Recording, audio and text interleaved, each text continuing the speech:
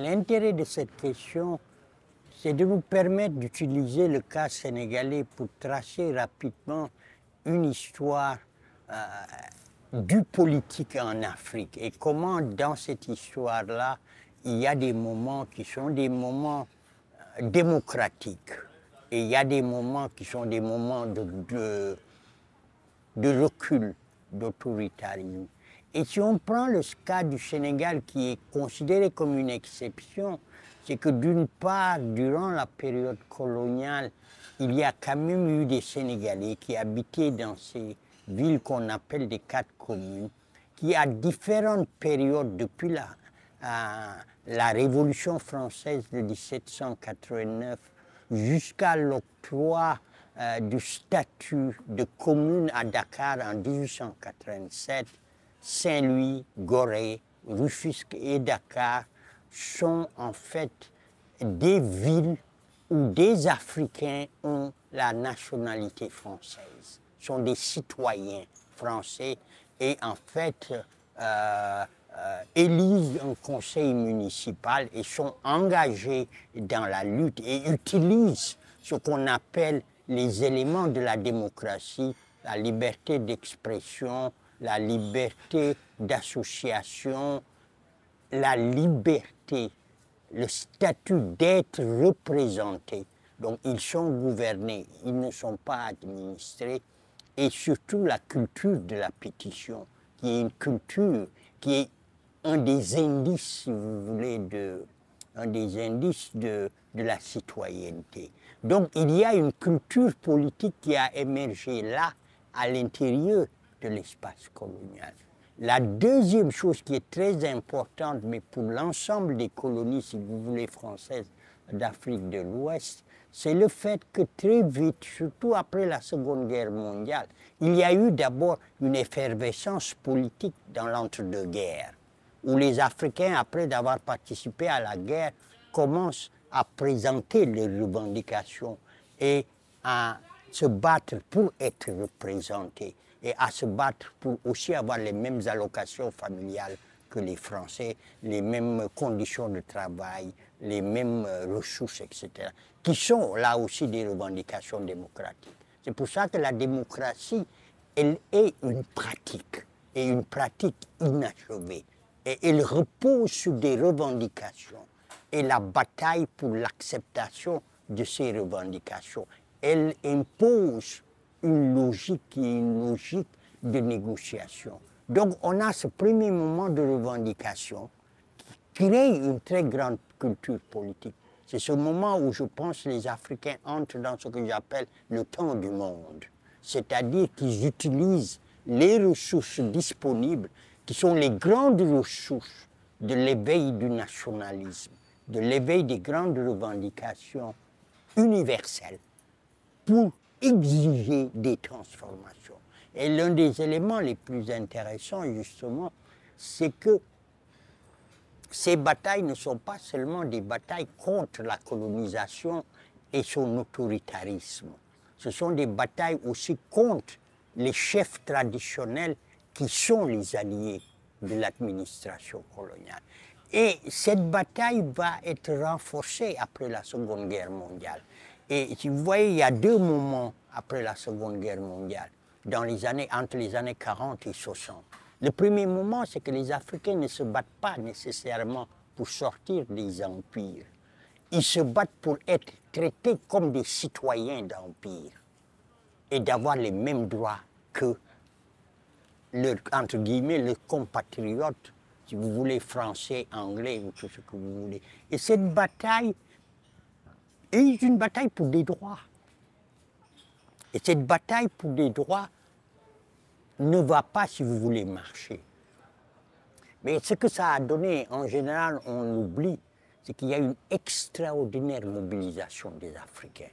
En particulier les Africains, ce qu'on a appelé les évolués, qui sont éduqués, mais aussi les Africains qui ont participé à la guerre, les vétérans de la guerre, comme après la Première Guerre mondiale, en fait. Et donc cette effervescence doit aussi nous amener à considérer que ce moment est un moment démocratique, qu'il y a un pluralisme politique. il y a plusieurs partis avec des inspirations différentes, ethniques, inspirations religieuses ou inspirations modernes, genre idéologiques. Par exemple, dans la plupart de ces pays, il y a des partis communistes très forts ou des partis apparentés, en fait, au Parti communiste français. L'un des éléments les plus intéressants, Houphouët-Boigny commence une carrière politique avec un parti régional, le RDA, affilié au Parti communiste français. Donc ces questions d'un moment démocratique sont importantes. Pourquoi je dis 60? Parce que 60, c'est l'indépendance. C'est-à-dire que les Africains n'obtiennent pas le droit à l'intérieur de l'Empire. Ils vont se mobiliser pour l'indépendance. Et ce moment nationaliste est un moment d'effervescence politique, un moment d'effervescence démocratique, un moment où les Africains ne sont pas d'accord, y compris les gens qui veulent l'indépendance ou les gens qui ne sont pas contre. Et l'une des traductions en Afrique de l'Ouest, c'est le fait que la Guinée va voter pour le non en 1958, alors que les autres pays vont voter pour le oui. La deuxième chose qui semble importante, Senghor, Mamadou Dia se battent pour la fédération de l'Afrique de l'Ouest. Houphouët-Boigny est contre l'idée de fédération. Et c'est ça qui montre cette espèce de vie extraordinaire de la démocratie. La fin de cette trajectoire, c'est, si vous voulez, entre 65 et 68. Entre 65 et 68, c'est l'émergence du parti unique.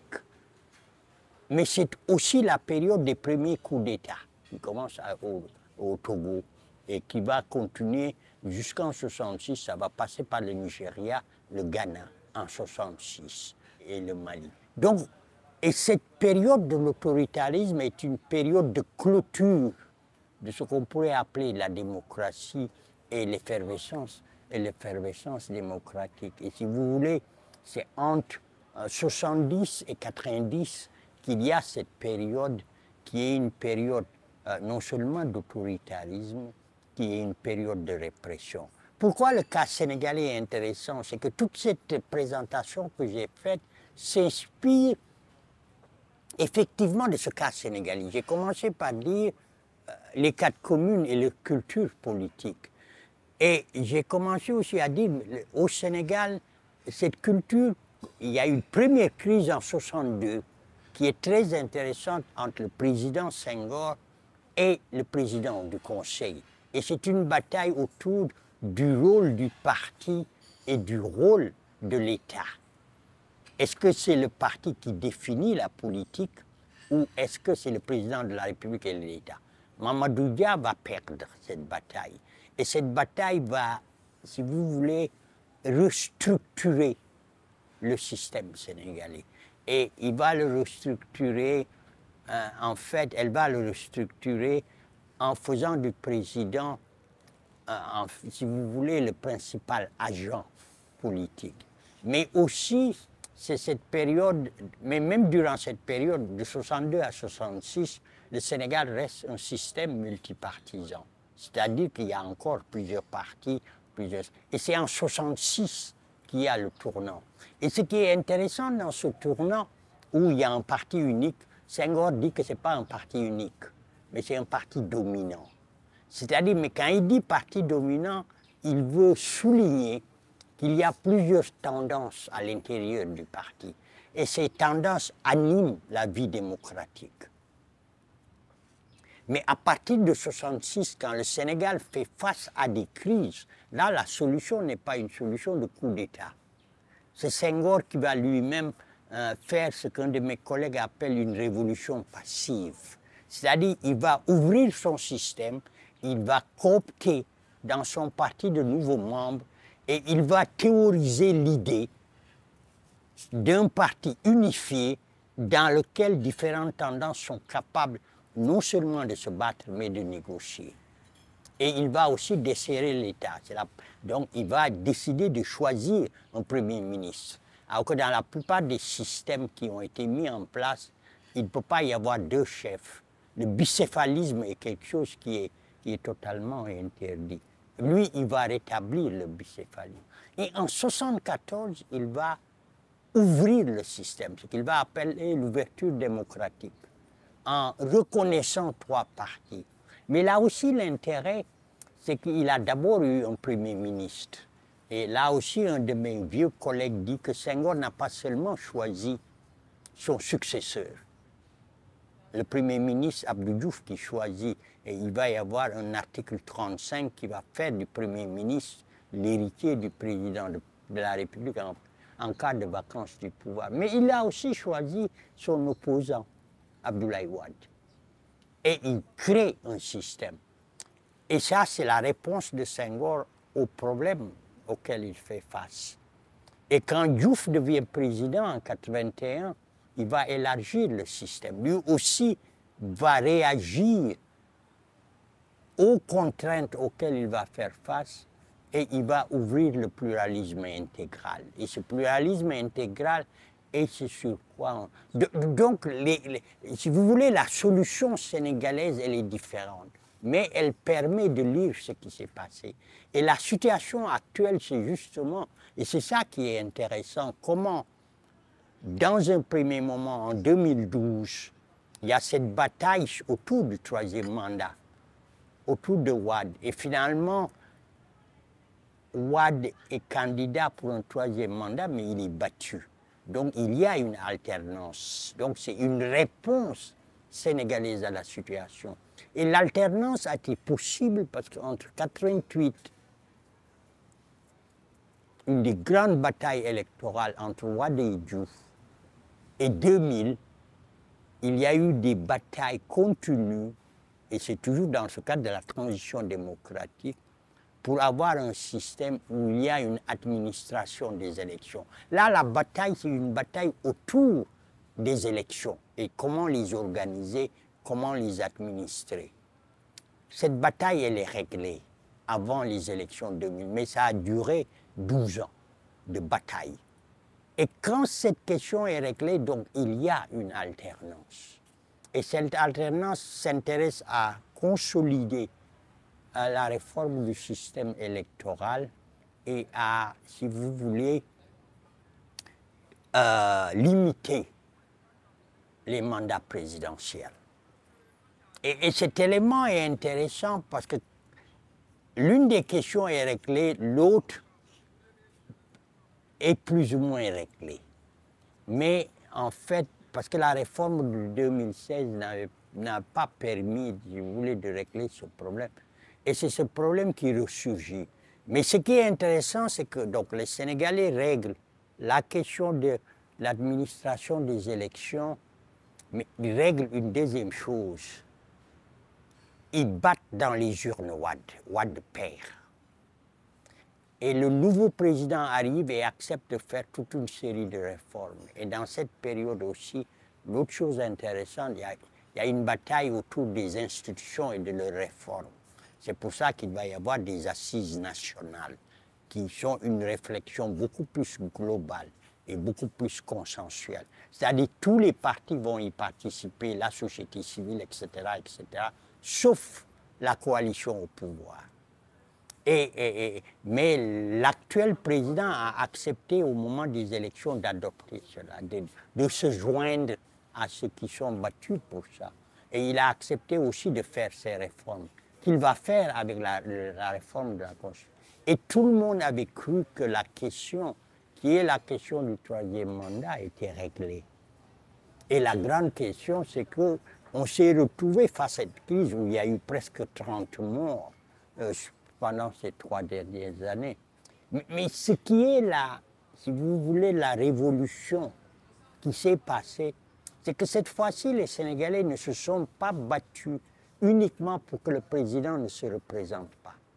Ils se sont battus pour dire qu'il faut respecter la Constitution et les provisions de la Constitution. Et ça, c'est une révolution en Afrique, c'est-à-dire ce retour à la Constitution et cette réclamation d'une Constitution par la population. Et ça va avoir, si vous voulez, des conséquences dans toute l'Afrique aujourd'hui. C'est-à-dire que dans toute l'Afrique aujourd'hui, les gens vont non seulement ce qu'ils ont déjà fait dans la plupart des cas, se sont battus pour la limitation des mandats dans la plupart des cas qui n'ont pas été respectés, mais aujourd'hui, les gens vont se battre pour cela. Et ça, c'est effectivement une révolution. Si vous voulez, c'est un peu la trajectoire de ces batailles pour la transition, mais elles doivent être inscrites dans une logique historique.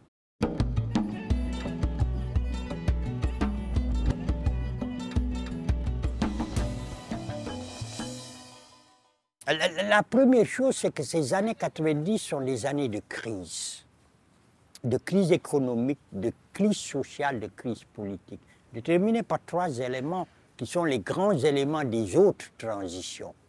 Quand on parle de transition démocratique, on parle de transition politique, mais il y a une transition démographique, l'explosion de la population africaine. Il y a une transition économique, la grande question de la dette africaine.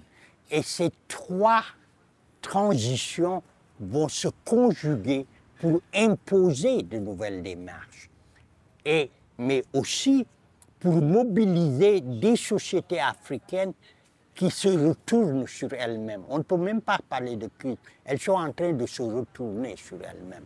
Donc il y a des crises partout qui deviennent parfois des crises violentes. Si vous vous souvenez, c'est la période où il y a les enfants soldats. C'est une période terrible.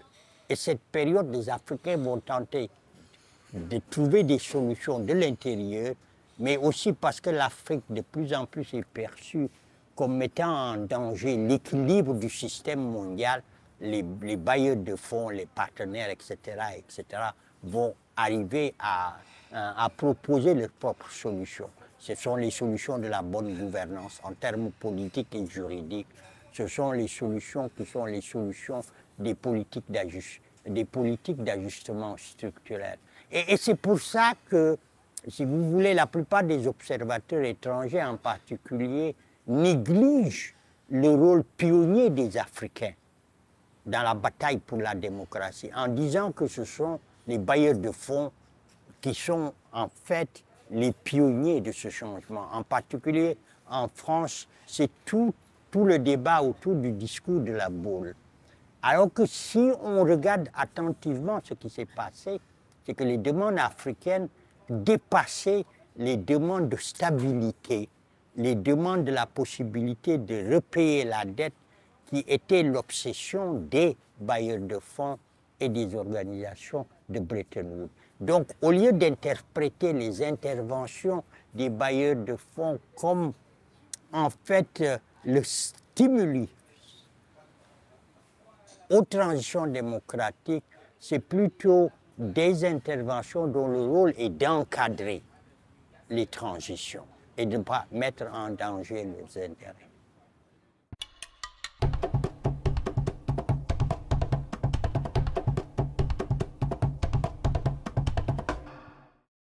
Je pense véritablement que, si vous voulez, la question de la démocratie, elle a été saisie par les Africains. Personne ne leur a dit ce qu'il faut faire.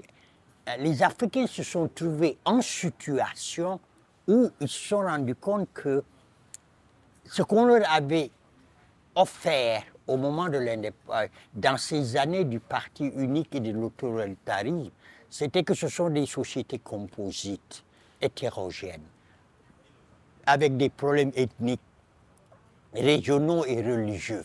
Et la seule solution, c'était créer deux choses qui sont devenues les obsessions.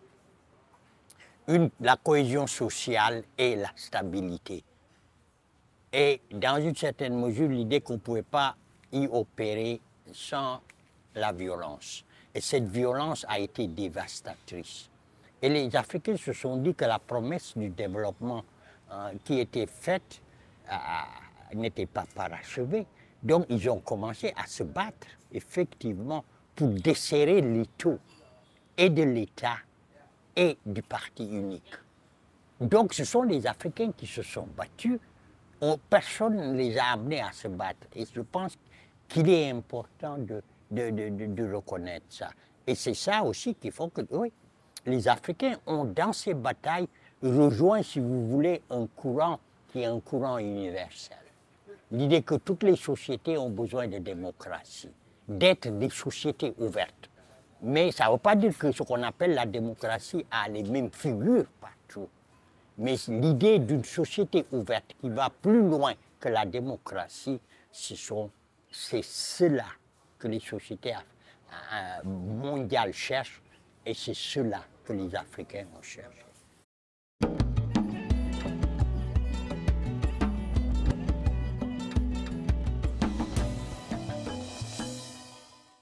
L'enlisement, elle est absolument en relation avec, si vous voulez, la manière dont les questions ont été posées.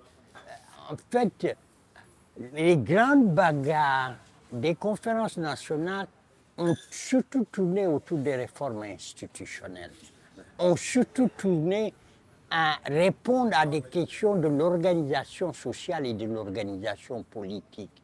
Mais on ne s'est pas soucié de ce qui fait, et c'est là où on peut revenir à un autre élément de la démocratie, c'est que la démocratie n'est pas uniquement institutionnelle, c'est d'abord une culture.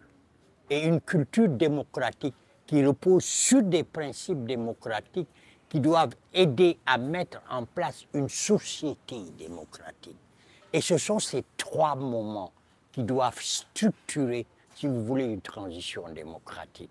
Ce qu'on a fait en général, c'est qu'on a mis en place des institutions, on a mis en place des institutions sans même leur faire parler les langues vernaculaires. On a mis en place des institutions que les populations elles-mêmes, dans une certaine mesure, ne comprenaient pas. Mais cette culture démocratique, elle existe, mais elle existe au sein d'une élite. Et ce qui fait que cette démocratie est une bataille entre les différentes couches de l'élite. Et cette bataille entre les différentes couches de l'élite, au lieu d'avoir un impact pédagogique sur les populations, a plutôt un impact de division et de fragmentation. Parce que chaque groupe utilise les ressources, en particulier les ressources ethniques, pour se construire un pouvoir, d'une part, et d'autre part, les ressources ethniques qui auraient pu avoir, si vous voulez, une force d'alimentation d'une réinvention des communautés africaines de manière plus positive pour participer à la construction des États modernes ne s'est pas passé.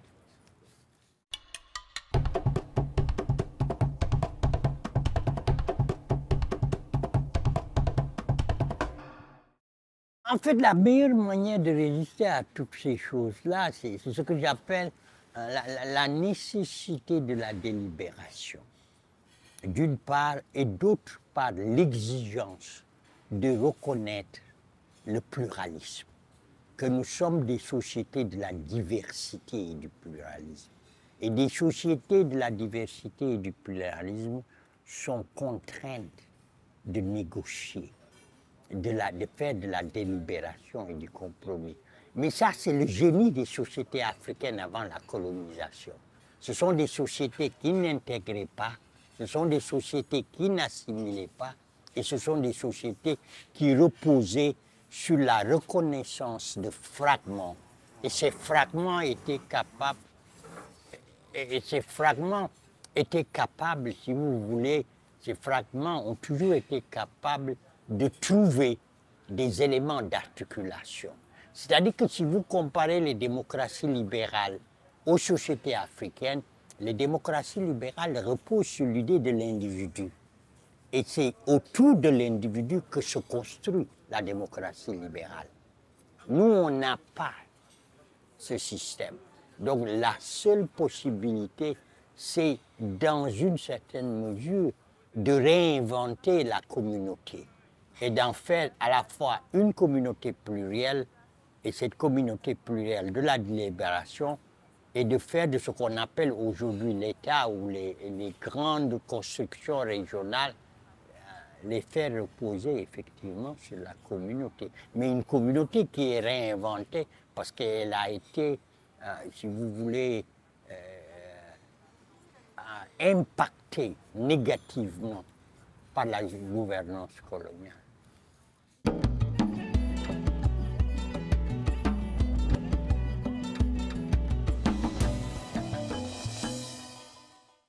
Mais il n'y a pas une démocratie unique. La démocratie américaine est différente. Et ça, on le voit encore, pire encore qu'aujourd'hui, que la démocratie qui est, si vous voulez, la démocratie française ou la démocratie anglaise ou tout ce qu'on veut. Il y a des... Vous savez, par exemple, la démocratie belge, la démocratie anglaise, la démocratie suédoise sont des démocraties monarchiques. Il y a des démocraties où la laïcité n'est pas centrale, alors que la démocratie française repose sur cette idée républicaine d'une monarchie laïque où le citoyen est sans sexe, incolore et inodore. Donc, mais tant que cette démocratie repose sur ce que j'appelle le double courant, qui est le courant que la démocratie n'a pas d'ethnie et n'est pas accrochée à des sociétés précises, mais qu'elle est portée par une culture ou par des cultures qui sont des cultures particulières, on a effectivement quelque chose qui est différent. C'est-à-dire que les démocraties s'adaptent et doivent s'adapter à des cultures.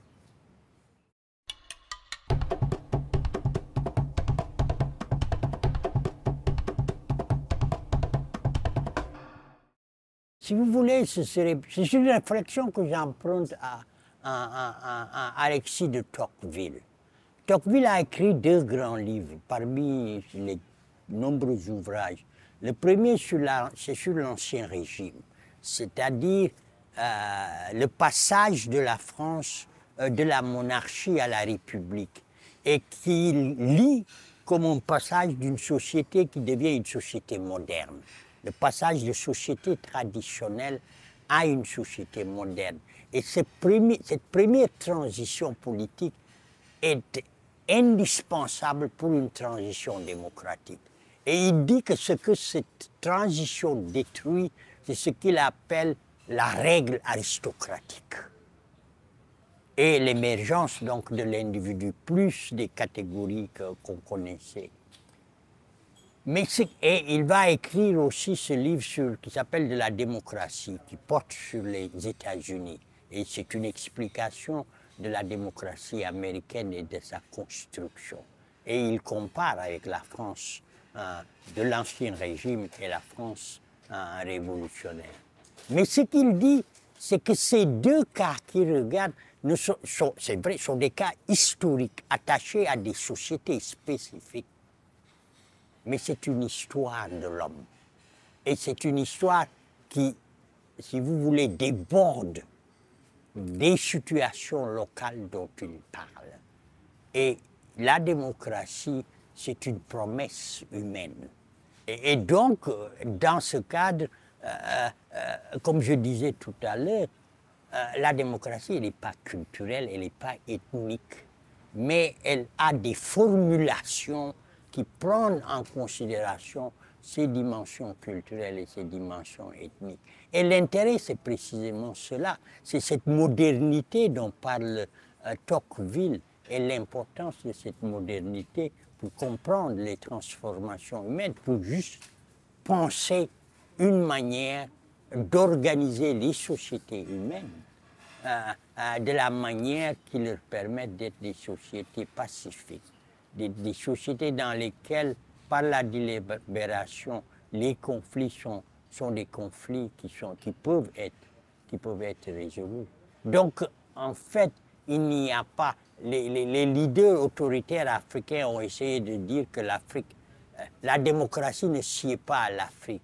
Ils ont dit aussi, ils ont sorti l'idée que l'Africain a toujours besoin d'un chef, alors que c'est totalement faux, en fait. Le chef africain tel qu'on en a hérité après la colonisation est un chef qui a été reformaté par la colonisation. Mais il est vrai que les sociétés africaines aussi, je parlais tout à l'heure de Tocqueville et de sa règle aristocratique qu'il était nécessaire de démanteler pour la modernité occidentale, si vous voulez, française en particulier. Aujourd'hui, probablement en Afrique, les 2 règles disons, auquel dont il faudrait s'occuper, c'est la règle de la génération, qui fait que les jeunes sont exclus des processus de décision et sont subordonnés aux anciens. Et la règle du genre, qui aussi exclut les femmes de l'espace politique, d'une certaine manière. Et l'intérêt, au moins pour beaucoup d'historiens, c'est de montrer que, en particulier, les grands conflits, si on essayait de trouver un principe qui a, si vous voulez, présidé au conflit en Afrique, probablement le principe, c'est le conflit de génération.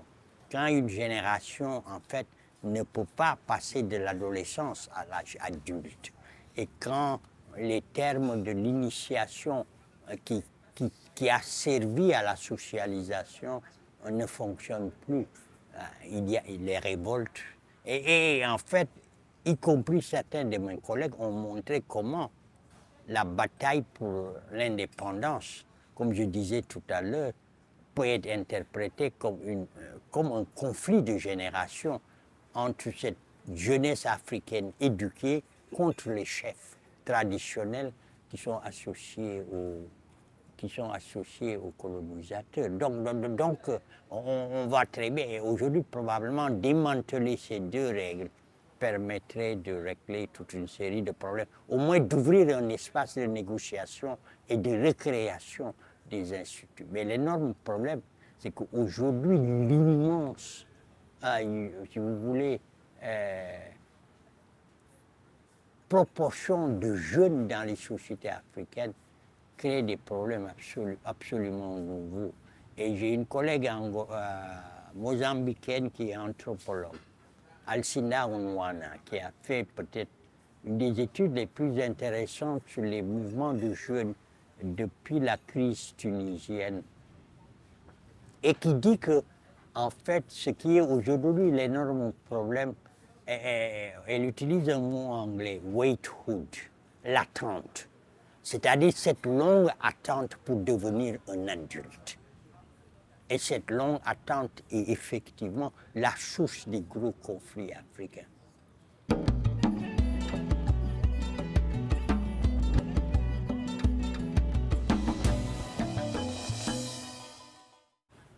C'est ce que j'appelle, si vous voulez, la capacité de repenser la démocratie comme c'est arrivé. Si on dit que la démocratie commence en Angleterre au XVIIe siècle, c'est-à-dire le principe de desserrement continu des systèmes autoritaires, d'une part, et d'autre part, la création d'un territoire qui permette aux gens d'interagir à égalité. Parce que le capitalisme, c'est ça qui est le plus important. C'est que les individus sont pensés comme égaux, en termes de conditions. Peut-être pas en termes de culture ou d'histoire, mais en termes de conditions. Et c'est ça qui soutient le système. Mais ça a été adapté différemment selon les pays. Et c'est pour ça que les pays démocratiques n'ont pas tous les mêmes institutions. Et l'Afrique, le problème, c'est que l'Afrique doit aussi, comme je disais, inventer sa propre démocratie. Ça ne veut pas dire que l'idée des démocraties africaines et tout ça, c'est des histoires. La démocratie doit être déclinée dans des conditions qui sont propres à la société qui la repense. Mais il n'y a pas de démocratie africaine, il n'y a pas de démocratie française, il n'y a pas de démocratie anglaise. Ces démocraties sont le produit d'histoire, d'emprunt, de transformation. Et c'est, comme je disais l'autre jour, la démocratie est un projet inachevé. Dès qu'on pense qu'elle est achevée ou qu'elle est associée à une ethnie ou à une culture, elle ne fonctionne pas. Parce qu'elle tend effectivement à exclure ceux qui ne sont pas de cette culture. Et c'est ça qui est intéressant. Vous savez, quand vous reprenez la discussion sur la parité en France, l'une des plus grandes historiennes féministes françaises était contre la parité, parce que la parité remettait en cause l'idée d'égalité de tous les citoyens. C'est-à-dire, et cette idée pour elle était importante, parce que si vous avez une compréhension de la citoyenneté en termes de sexe, vous allez la voir en termes de race, vous allez la voir en termes de religion. Mais la France, qui a une idée radicale de la citoyenneté, dit, par exemple, on ne sait pas précisément il y a combien de Noirs en France, parce qu'il est interdit de les compter légalement. Parce que la citoyenneté, elle ne peut pas faire ça. On peut être pas d'accord. Moi, je vis dans une société où les Français disent que la société américaine est communautariste. C'est vrai. C'est à la fois individuel et communautariste. Mais l'idée que la communauté doit être représentée. Par exemple, si on n'avait pas ça, on n'aurait jamais eu aux États-Unis, en fait, la reconnaissance des LGBTQ. Parce que les Américains, en fait, on a un poids politique parce qu'on fait partie d'une communauté en tant qu'individu. Tandis qu'en France, il y a une déconnexion des deux. Donc, si vous voulez, comment les Africains peuvent faire de telle sorte qu'ils peuvent utiliser à la fois des ressources culturelles présentes dans leur société, mais la conjuguer avec d'autres ressources qui ne viennent pas nécessairement d'eux. Par exemple, moi, quelquefois les gens rigolent quand je dis, quelquefois je dis, oui, il faut faire une campagne pour la promotion de l'individu en Afrique. Absolument. Parce que l'individu est important aussi dans la compréhension du groupe, dans la stabilité du groupe et dans son fonctionnement. Il est tout aussi vrai que repenser ces éléments, et des gens comme Senghor ont essayé de le faire et ont échoué, et repenser ces éléments pour permettre d'imaginer une démocratie qui sied aux sociétés africaines dans les variétés, parce que ces démocraties seraient différentes d'une société à l'autre, parce que les communautés qui forment ces sociétés sont différentes.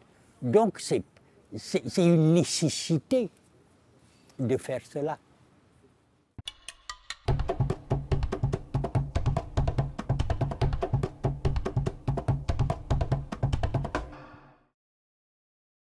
Il y a beaucoup de personnalités qui m'ont marqué.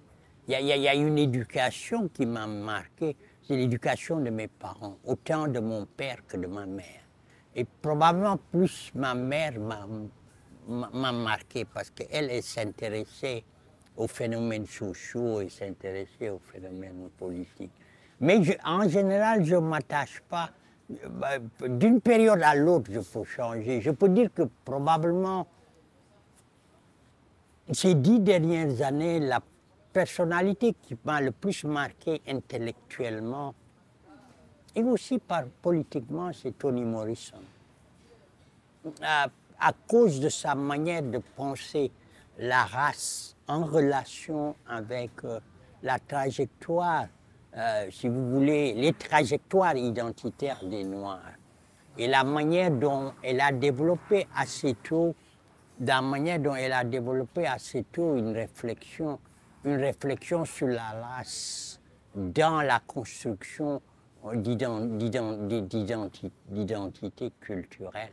Et sa manière aussi de penser le genre dans le récit historique.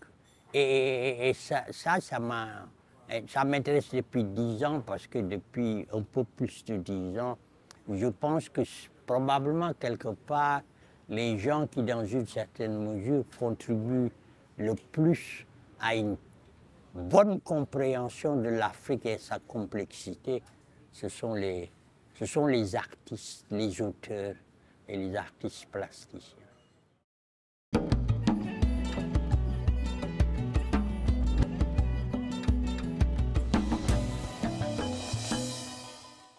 Parce que l'art, c'est l'imagination, et l'imagination, c'est la liberté.